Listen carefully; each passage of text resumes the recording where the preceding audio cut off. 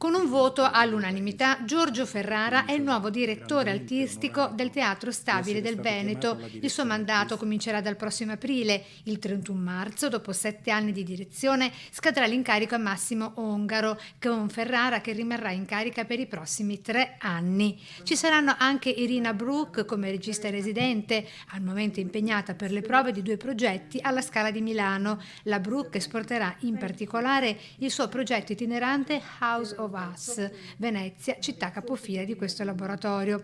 E poi c'è anche Beppi Morassi alla produzione.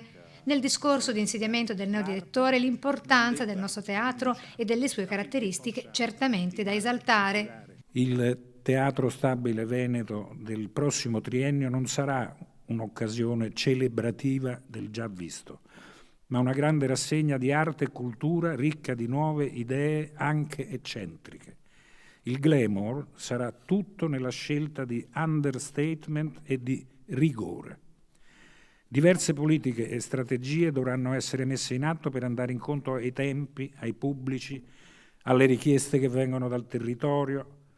Il Teatro Stabile Veneto deve affermarsi come evento di punta del panorama culturale internazionale.